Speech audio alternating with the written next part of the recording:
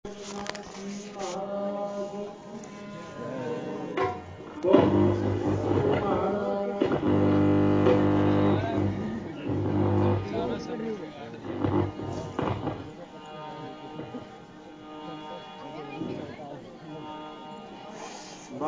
भोगनाथ जी महाराज, बाबा केदारनाथ जी महाराज, जय बाबा जयरामनाथ जी महाराज, जय भूमि सर्व संतों की जय।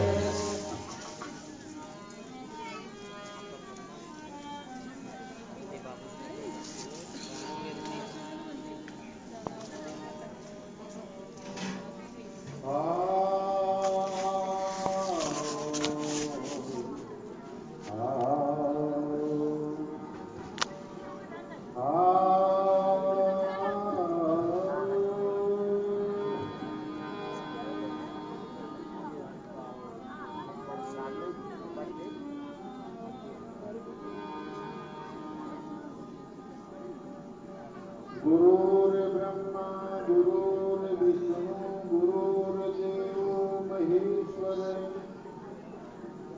गुरुर्साक्षात् परं ब्रह्म, तस्मै श्री गुरवे नमः।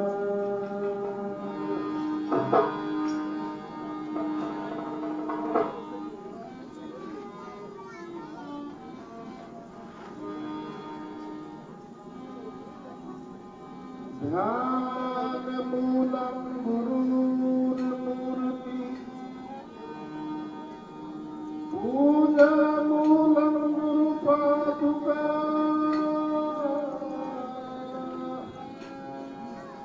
मन्त्रमूलं गुरुर्वाक्यं, मोक्षमूलं गुरुकृपा।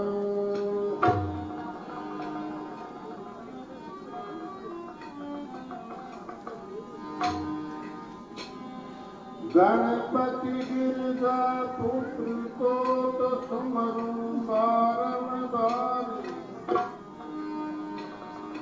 हाथ जोड़ विनती करूं तो शारद नाम अधार।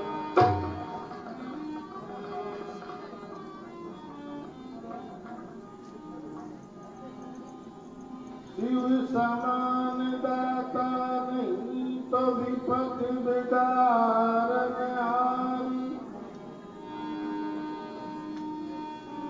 लज्जा मोरी राखियो तो है ना देखे असवार।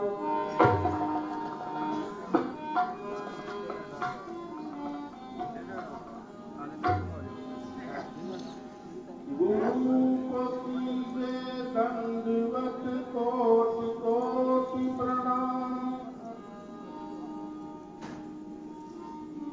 कीर्तन जाने भंग को तो गुरु कर ले आप समान।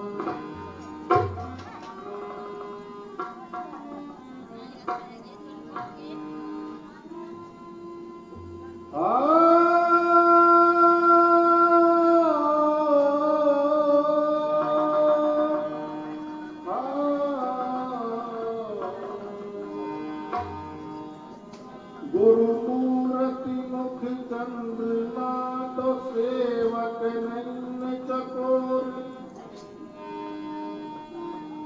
आष्ट पहर निरखत रहूं गुरु चरणन की ओर।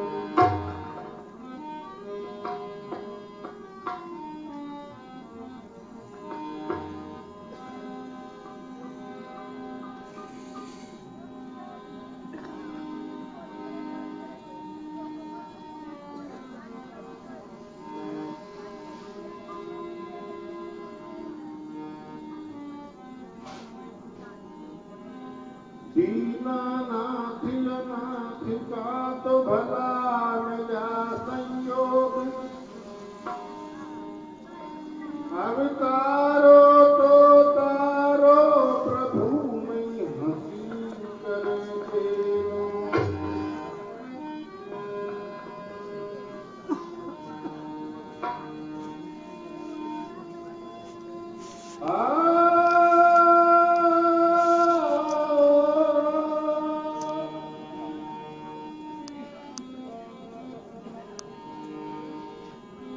जागी जागी ज्वालामुखी तू सूती वह उठ जागी। हम योगी के बाल क्या तुरंत गाने की लाज।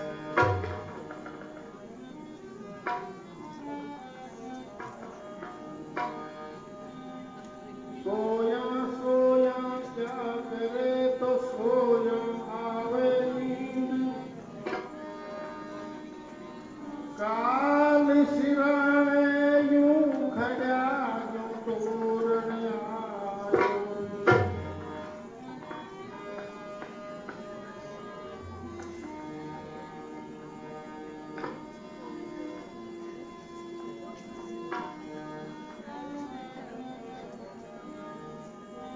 घनी गई थोड़ी रही और या बीती गई। नाट कहे सुन नाटनी तू ताल चूक मत जाई। बोले गुरु महाराज बाबा धोकलनाथ जी महाराज।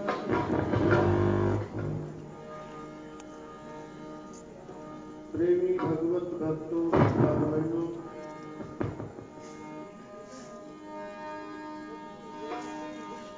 सबसे पहले मैं इस गुरु पूर्णिमा के पावन अवसर पर आप सभी भक्तों को मेरी ओर से बहुत सारी शुभकामनाएं देता हूँ। आप सभी का मंगल हो, कल्याण हो।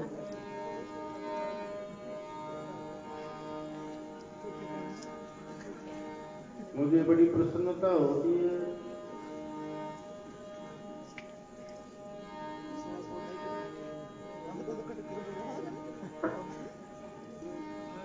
अपने आश्रम की गरिमा को देखते हुए आप लोग बड़े शांत भाव से, बड़ी एकाग्र चित्तता से हमेशा की तरह आज भी एक श्रद्धा का परिचय दे रहे हैं। और ये जो नए आने वाले भक्त हैं, ये भी ये देख करके दंग रह जाते हैं, क्योंकि ऐसा अनुशासन हर जगह मिलता नहीं है। इतना विशाल कार्यक्रम होता है, लेकिन कोई अप्रिय घटना या कोई ऐसी कोई बात यहाँ होती नहीं है। यहाँ निश्चिंत होकर के माता बहनें आती हैं, निश्चिंत होकर के हम यहाँ सब रात्रि सत्संग में भी भाग लेते हैं। बाहर देखो, मैं कई बार कहता भी हूँ इस बात को कि यहाँ जैसा आनंद हर जगह मिलता नहीं है। देखो कितना बढ़िया सत्संग, कितना बढ़िया भोजन प्रसाद, फिर आराम करने के लिए कितना सुंदर लान, और कहीं थोड़ी बहुत बरसात भी आ जाए तो वो उधर जो है एक बड़ा हॉल भी है।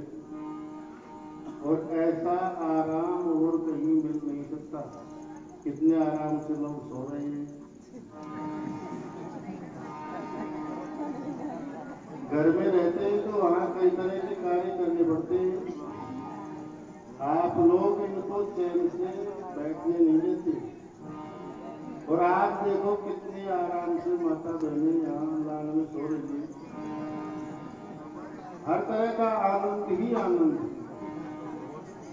केवल एक ही बात का ध्यान रखना होता है, चप्पल और जूतियों का।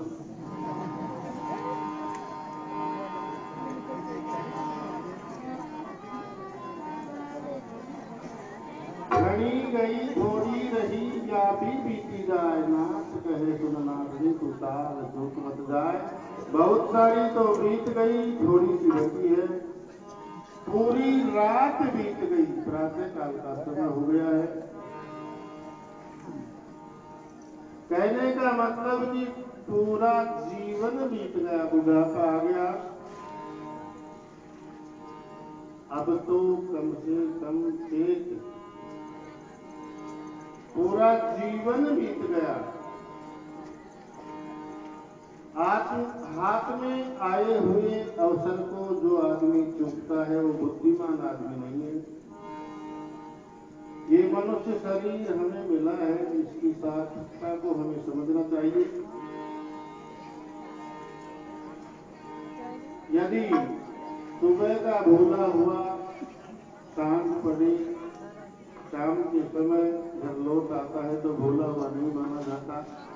अभी भी वक्त है। एक नट किसी राजा के या दरबार में अपना स्वांग, अपना खेल दिखा रहा, साथ में नटनी है। नटनी ने बहुत अच्छा नृत्य किया, पूरी रात बीत गई, बड़ी कलाबाजी दिखाई।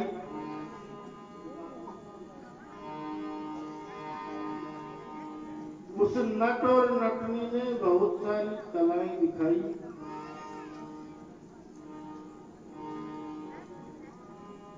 प्रातः काल का समय होने जा रहा था। सुनने वाले श्रोता, देखने वाले दर्शक बड़े एकाग्र चित्त से उस नट और नटनी का खेल देख रहे, लेकिन नटनी थक गई, पूरी रात हो गई नृत्य करते करते। जब नटनी थकी तो उसके पैर कुछ इधर उधर पड़ने लगे, तो नट ने सीधे शब्दों में नहीं कहा कि तू क्या कर रही है, और उसने एक बहुत बड़ी साखी गाई। घनी गई थोड़ी रही, या भी बीती जाए, नाट कहे सुन नाटनी, तू ताल चूक मत जाए। दीपावली तू क्या कर रही है, इनाम मिलने का समय आया है और तेरे पैर इधर उधर पड़ रहे हैं, क्या करती है?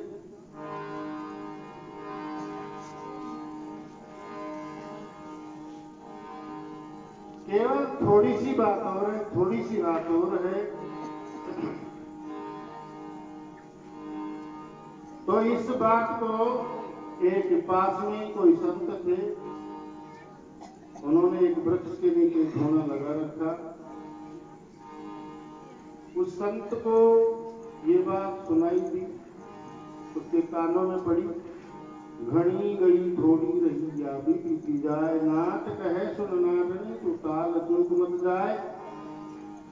उस महात्मा को उस नट के कहने से ज्ञान हुआ। महात्मा का मन कुछ समय से विचलित था।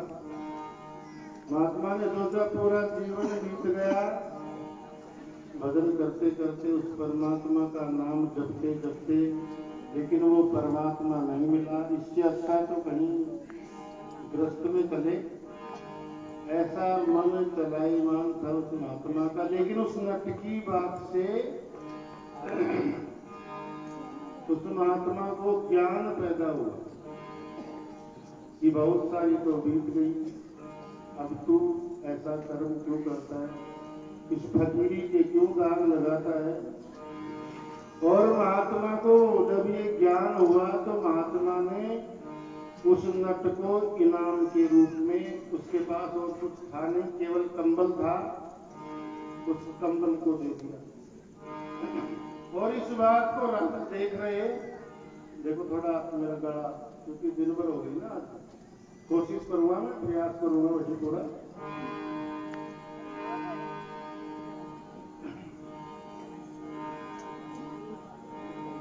राजा इस सारी बात को देख रहा।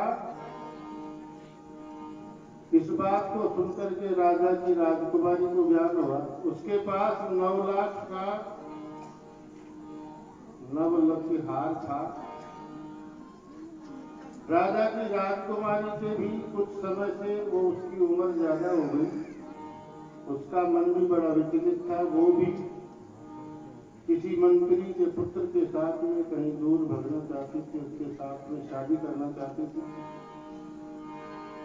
लेकिन उसको ज्ञान हुआ कि बहुत सारी बीत गई, थोड़े समय की बात है।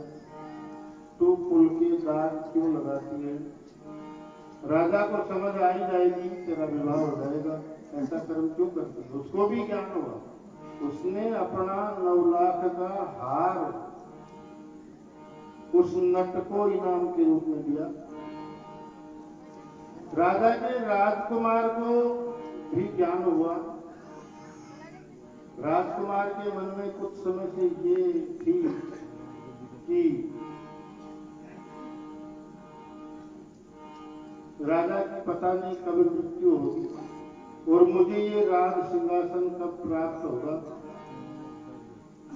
उसके मन में ये एक बात आई कि मैं राजा की हत्या कर दूं, ऐसा षड्यंत्र उसके दिमाग में चल रहा और कल ही मैं राजा की हत्या करूंगा और ये सिंहासन मुझे मिल जाएगा, ये राज मुझे प्राप्त हो जाएगा। लेकिन जब नट की ये बात उसके कान में पड़ी तो उसको ज्ञान हुआ कि तू ऐसा कर्म क्यों करता है। राजा व्रत है, कुछ समय के बाद में इनकी मृत्यु होगी और ये तो राजा के अकेला राजपुत्र है, ये धन संपत्ति राज सिंहासन तुझे ही मिलने वाला है, ऐसा कर्म क्यों करता है? थोड़ी सी बात हो रही। जब खेल समाप्त हुआ तो राजा ने उस नट को बहुत सारी इनाम दी। सुबह प्रातः काल जब सभा बुलाई गई, दरबार लगा, तो उस महात्मा को बुलाया गया, राजकुमारी को बुलाया, राजकुमार को बुलाया। उनसे पूछा गया कि तुम्हें इस नट की कौन सी बात पसंद आई? सबसे पहले महात्मा से पूछा, आपके पास कोई ऐसी वस्तु नहीं थी, आपके पास पहनने के लिए वस्त्र नहीं थे, खाने के लिए भोजन नहीं है, लेकिन आपने भी एक कंबल दे दी, ऐसी कौन सी बात पसंद आई?